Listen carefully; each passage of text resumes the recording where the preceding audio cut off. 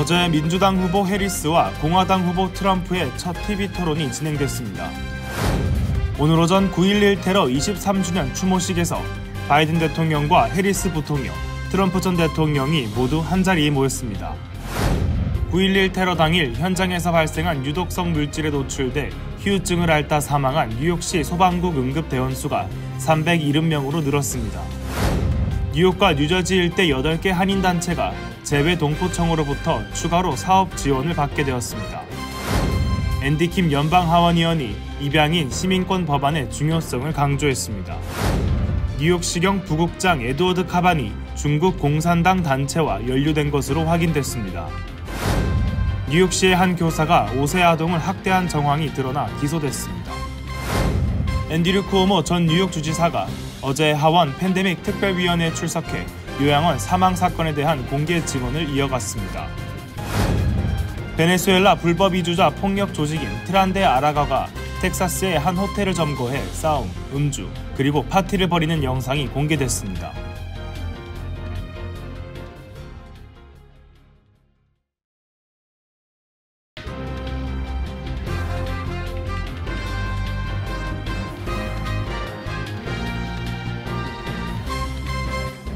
안녕하십니까? KBTV 뉴스 9 이태원입니다. 지지율 박빙 속 실시된 대선 TV 토론에서 두 후보는 100분 동안 한치의 양보 없이 치고받았습니다. 그러나 이번 토론에서 카말라 해리스 후보가 도널드 트럼프 전 대통령을 이겼다는 평가가 지배적입니다. 자세한 내용 전장 기자가 전합니다.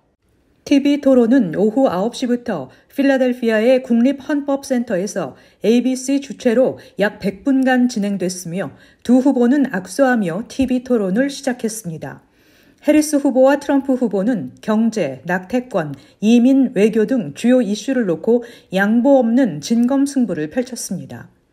대선 후보 토론 신인인 해리스 부통령은 세 번째 대선을 치르는 TV 토론 베테랑 트럼프 전 대통령의 기세에 밀리거나 당황하는 모습 없이 토론 내내 특유의 미소를 유지했습니다. 뉴욕타임즈는 첫 토론에서 해리스는 자신의 검사 기술을 뽐내며 토론을 지휘했다. 트럼프는 해리스의 기록을 들춰내기보다는 방어적인 자세를 취하며 자신의 업적을 되풀이했다며 트럼프가 더 많이 말했지만 주도는 해리스가 했다고 평가했습니다.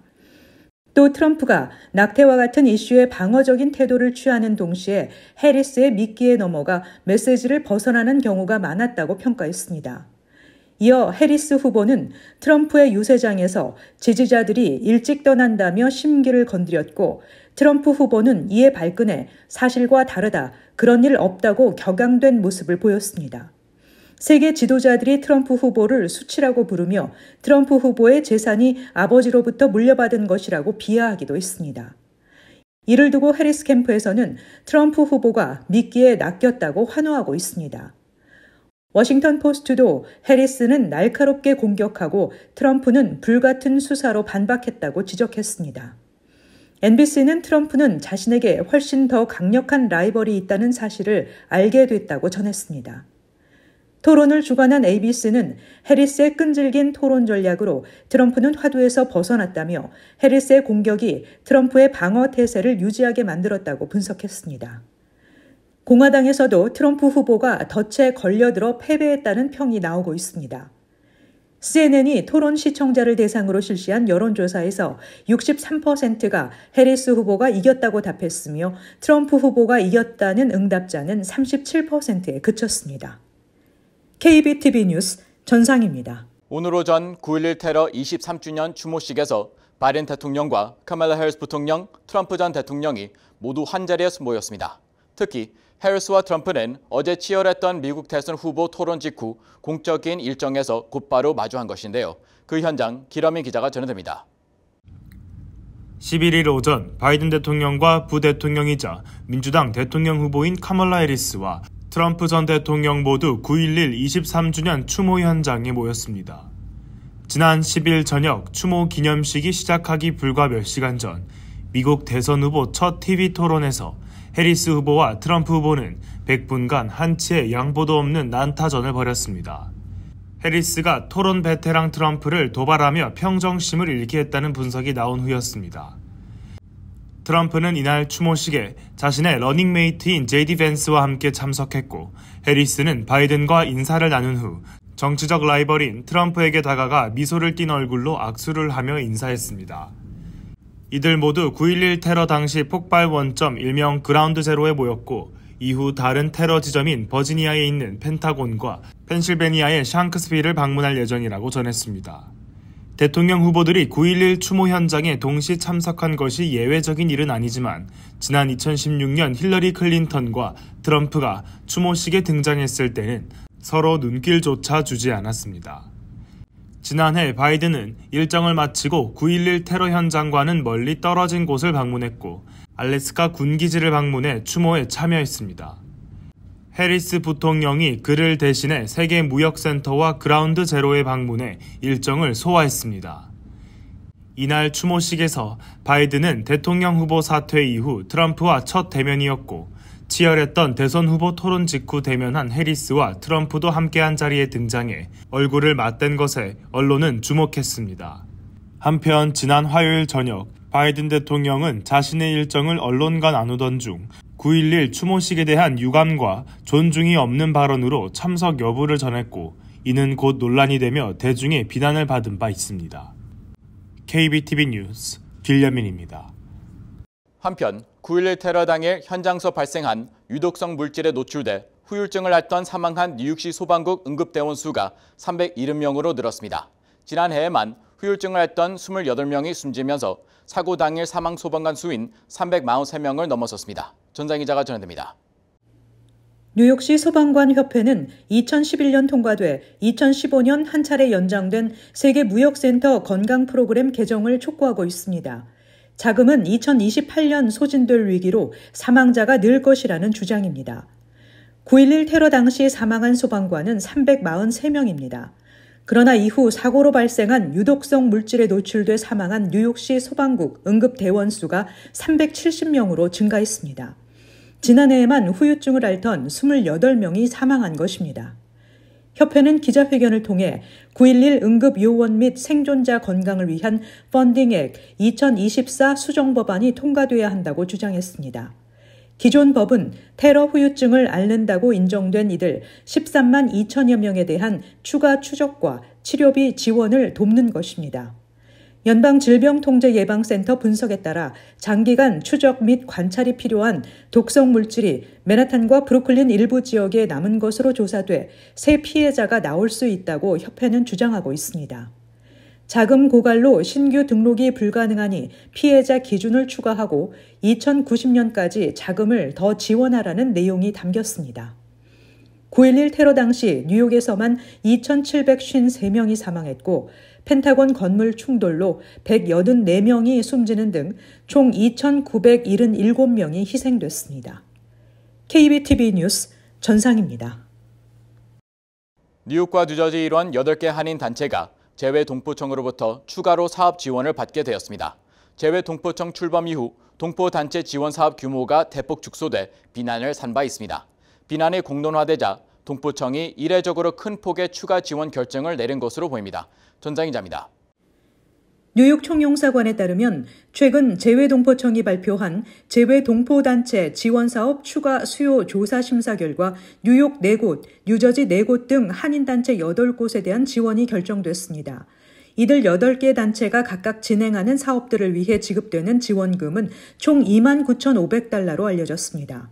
뉴욕 총영사관 측은 추가 지원 사례 가운데 다수는 최초 심사 결과 탈락했지만 지난 7월 실시된 추가 수요 조사에 다시 지원해 선정된 단체들이라고 전했습니다.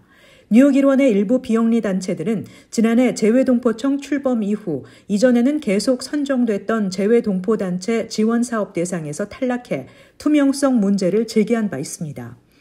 지난달 미주 한국일보가 재외동포청으로부터 확인한 2022-2024년 재외동포사회 지원사업 신청과 승인 통계에 따르면 뉴욕 총영사관 관할 지역의 경우 지난 2023년 승인율이 89%였지만 동포청 출범 이후 실시된 2024년에는 승인율이 64%로 25%포인트나 낮아졌습니다. 이 같은 문제를 의식한 듯 재외동포청은 지난 7월 8일 재외동포단체 지원 사업에 대한 추가 수요 조사를 실시하기로 하고 신청을 받았습니다. 그동안 뉴욕 총영사관도 관할 지역 한인단체의 지원 탈락이 크게 늘어난 상황에 대해 재외동포청에 우려스러운 입장을 꾸준히 전하면서 추가 지원이 이루어질 수 있도록 물밑 노력을 계속해왔던 것으로 알려졌습니다. KBTV 뉴스 전상입니다. 시민권이 없는 미국 입양인 중 절반가량은 한국 출신으로 추산되고 있습니다.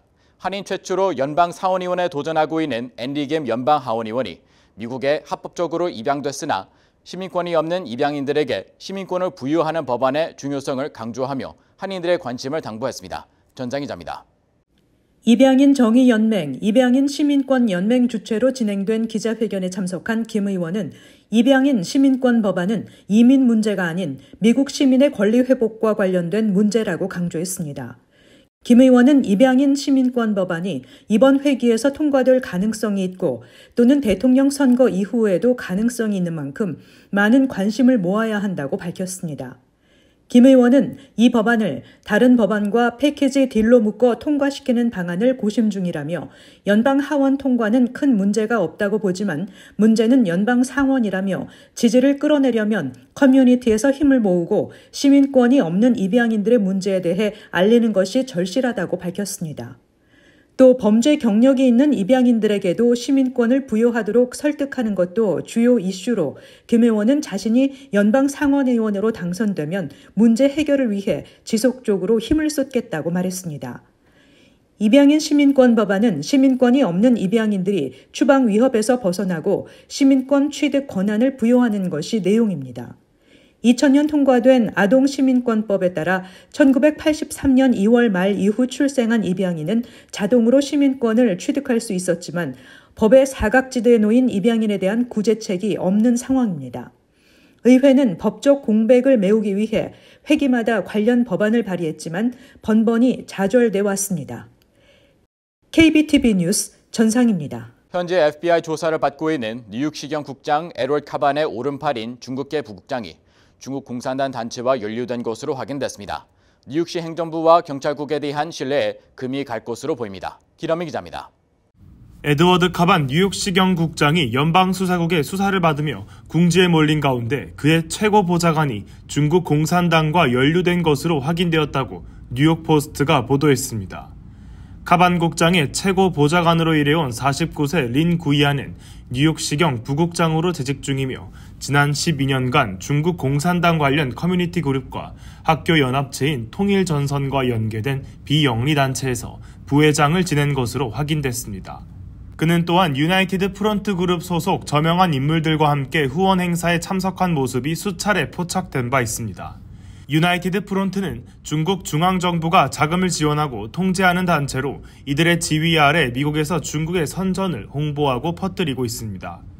에릭 애담스 뉴욕시장이 브루클린 보로장 재임 시절 린을 뉴욕시경 고위직에 임명했지만 린은 경찰 경험이 거의 없던 인물이었다고 소식통은 전했습니다.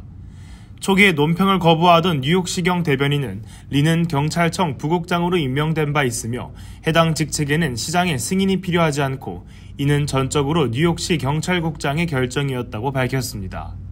뉴욕시경 국장의 최고 보좌관이자 최측근 고위 참모가 중국 공산당에 연루된 인물이라는 사실은 캐시 호컬 주지사의 전 보좌관 출신인 린다 써니 중국 공산당을 대표해 활동해온 이유로 체포된 지 약 일주일 만에 드러나며 뉴욕 주민들에게 충격을 안겨주고 있습니다. 린은 에드워드 카반 국장의 오른팔로 활동해왔으며 린뿐 아니라 카반 국장 역시 현재 연방수사국으로부터 자택 압수수색을 당한 바 있습니다. 당국은 압수수색 이유를 공개하지 않았지만 소식통은 애덤스 시장과 그의 측근들이 튀르키예 및 중국 정부의 자금을 불법적으로 지원받았는지에 대한 조사로 보인다고 전했습니다. 뉴욕 경찰청장실에서 처음으로 일한 린은 초고속 승진을 한 것으로 확인되며 뉴욕시 경찰국에서 부국장으로 임명된 첫 번째 중국계 미국인입니다. KBTV 뉴스 길려민입니다. 뉴욕시에서 근무하는 한 교사가 교실에서 5세 아동을 목 조르고 끌고 가는 등 아동을 학대한 정황이 드러나 기소됐습니다. 뉴욕시 교육국은 해당 교사가 현재 업무에서 배제된 상태이며 유죄 판결이 나면 해임할 것이라고 밝혔습니다. 기러미 기자입니다. 뉴욕시 맨해튼의 한 교사가 교실에서 5세 남학생의 목을 조르고 교실을 가로질러 끌고 간 사실이 드러났습니다. 당시 피해 아동은 겁에 질린 채 숨을 쉴 수 없다고 외쳤다고 검찰은 밝혔습니다. 46세 특수교육 교사 앤서니 윅스는 지난 월요일 맨해튼 해밀턴 하이츠에 위치한 PS 153 아담 클레이튼 파월 주니어 초등학교에서 아동을 학대한 혐의로 어제 맨해튼 형사법원에 기소됐으며 재판부는 그에게 해당 아동에 대한 접근 금지 명령을 내렸습니다. 검찰 고소장에 따르면 40대 교사 윅스는 격분한 상태에서 아이의 목을 양손으로 잡고 헤드락을 걸며 교실을 가로질러 아이를 끌고 갔던 것으로 확인됩니다. 이 같은 아동학대 사건은 다른 교사가 지켜보는 가운데 발생했으며 피해 아동이 숨을 쉴 수 없다고 외쳤음에도 불구하고 교사 윅스는 계속해서 목을 졸랐다고 검찰은 밝혔습니다. CBS 뉴욕에 따르면 이번 사건은 교사가 피해 아동에게 타임아웃 코너로 갈 것을 지시했지만 아동이 거부한 직후 발생했던 것으로 확인됩니다. 피해 아동의 형 역시 동생이 타임아웃에 가는 것에 대해 소란을 피우자 그 교사가 동생의 목을 조르기 시작했다고 방송국 인터뷰를 통해 말했습니다. 피해 아동의 아버지는 이번 사건이 아들에게 매우 두려운 순간이었으며 트라우마로 남을까 우려된다고 전했습니다. 사건 발생 직후 피해 아동은 인근 콜롬비아 프레스비테리안 병원으로 이송됐습니다. 뉴욕시 교육부 대변인은 문제를 일으킨 교사는 사건 직후 즉시 학교 업무에서 배제된 상태라고 밝혔습니다. 대변인은 만약 유죄가 인정된다면 해당 교사의 해임을 추진할 것이라고 밝힌 뒤 학생들의 안전이 가장 중요하다고 강조했습니다. 윅스는 화요일 수사를 받고 풀려났으며 다음 법정 출석일은 10월 23일로 예정되어 있습니다. KBTV 뉴스 길련민입니다. 앤드루 코모 전 뉴욕 주지사가 어제 하원 코비드-19 팬데믹 특별위원회에 출석해 요양원 사망 사건에 대한 공개 증언을 이어갔습니다. 이 자리에서 코모 전 주지사는 공화당 의원들의 질타를 받았습니다. 기러미 기자입니다. 앤드류 쿠오모 전 뉴욕 주지사가 어제 하원위원회에 출석해 2020년 팬데믹 요양원 사망자 수 은폐에 대한 질타를 받았습니다. 쿠오모 전 주지사는 정치 복귀를 고려 중인 가운데 공개적으로 공화당 의원들의 공격적인 질문을 받았습니다. 하원 소위원회 위원장인 브래드 웬스트럽 공화당 의원은 9일 성명을 통해 쿠오모 전 주지사는 뉴욕주에서 가장 취약한 요양원 거주민들을 코로나19에 무모하게 노출시킨 책임이 있다고 지적했습니다.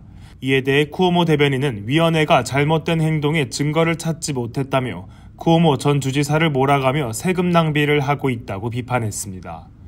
이어 공화당 측 의원들은 트럼프의 팬데믹 리더십 실패를 계속해서 은폐하려고 시도하고 있다며 엉성한 설문조사로 쿠오모 전 주지사를 몰고 있다고 지적했습니다. 쿠오모 전 주지사는 코로나19 사망자 급증에 대한 원인을 트럼프 행정부 탓으로 돌리려 했지만 요양원 사망자 수를 은폐하고 이로 인해 취약한 거주자들이 위험에 처해 더 큰 피해를 낳았다고 지적했습니다. 하원 청문회위원회는 팬데믹 기간 동안 투명성을 흐리거나 통계를 조작한 인물들은 책임을 져야 한다는 입장입니다. 쿠오모 전 주지사는 지난 10년간 뉴욕 주지사로 재임했으며 강력한 권력을 휘두르며 차기 대선 주자로 거론되기까지 했습니다. 하원 코로나19 팬데믹 특별위원회의 이번 청문회는 쿠오모가 뉴욕시 시장 선거나 다시 주지사에 출마할 것을 고려하는 상황에서 열려 재기에 제동이 걸릴 것이라는 전망이 나오고 있습니다. 쿠오모는 팬데믹 초 빠르고 강력한 지침으로 인해 주민들의 신뢰를 쌓았지만 요양원 사망자 수에 대한 조작된 통계를 발표했다는 지적을 받아왔습니다. 레티샤 제임스 뉴욕주 검찰총장은 2021년 보고서를 통해 쿠오모 행정부가 요양원 사망자를 축소 보고했다고 폭로했습니다. KBTV 뉴스 길련민입니다. 베네수엘라 불법 이주자 폭력 조직인 트렌데 아로가가 텍사스 엘파소의 한 호텔을 점거해 싸움, 음주, 그리고 파티를 벌이는 영상이 공개되었습니다. 이 호텔 외에도 엘파소의 다른 호텔들이 불법 체류자 은닉 및 불법 마약을 밀수해 쓰이고 있어 우려가 불거지고 있습니다. 최슈 기자입니다. 베네수엘라 불법 이주자 폭력 조직인 트렌데 아라과가 텍사스 국경도시 엘파소의 한 호텔을 점거해 싸움, 음주, 그리고 파티가 벌어지는 장소로 변했다고 당국이 밝혔습니다. 엘파소 카운티 검사는 감시 카메라 영상에 한 남자가 도끼를 휘두르는 장면이 포착되었고 다른 사람들은 칼을 가지고 있는 모습이 보였으며 최소 한 명은 호텔 내부에서 총을 발사하는 모습도 확인되었다고 밝혔습니다. 또한 이러한 활동의 많은 부분이 어린이들이 있는 동안에 발생한 것으로 전해졌습니다. 게이트웨이 호텔 외에도 갱단원들은 엘파소의 또 다른 호텔인 모텔 6에서도 은신처를 찾았으며 이곳은 국제범죄 조직들이 불법 체류자 은닉 및 불법 마약을 밀수하는 데 악명 높게 사용되는 장소로 알려졌습니다. 지난 6월 트렌드 아라가와 연관된 것으로 추정되는 2명의 베네수엘라 이주자는 덴버에서 발생한 폭력적인 보석상 강도 사건에 연루된 지 3일 만에 엘파소의 모텔로 도망쳤습니다. 월요일 한 판사는 게이트웨이 호텔의 모든 거주자들이 목요일까지 퇴거하도록 하는 임시 명령을 내렸으며 호텔 소유주 하워드 윤으로 하여금 사람들이 머물게 하지 못하도록 조치했습니다. 카운티 변호사는 이 시설의 상태를 개탄스럽다고 묘사하며 호텔을 영구적으로 폐쇄해야 한다고 주장했습니다. KBTV 뉴스 최시우입니다. 그는 마운트 사이나이 모닝사이드 병원으로 이송됐습니다. 또 오후 8시 직전 어퍼 웨스트사이드 암스테르담 주택 앞에서 25세 남성이 총격으로 손을 다쳤고 18세 남성이 다리에 부상을 입었다고 당국이 밝혔습니다. 경찰은 총격 사건 이후 용의자들이 자전거를 타고 도주했다고 밝히며 수색 중이라고 전했습니다. 두 총격 사건 모두 표적 공격이었다고 경찰은 밝혔습니다. 커뮤니티 브리핑을 전해드립니다.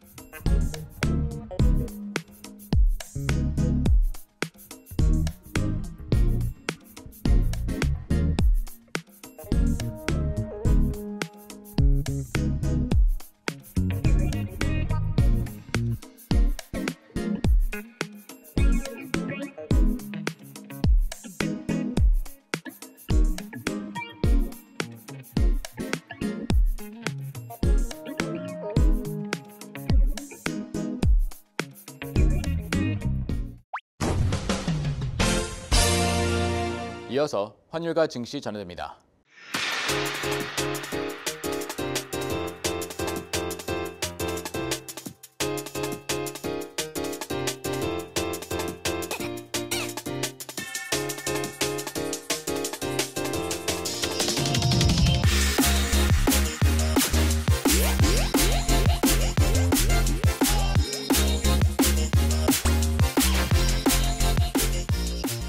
잠시 후 뉴욕과 뉴저지 날씨 전해드립니다.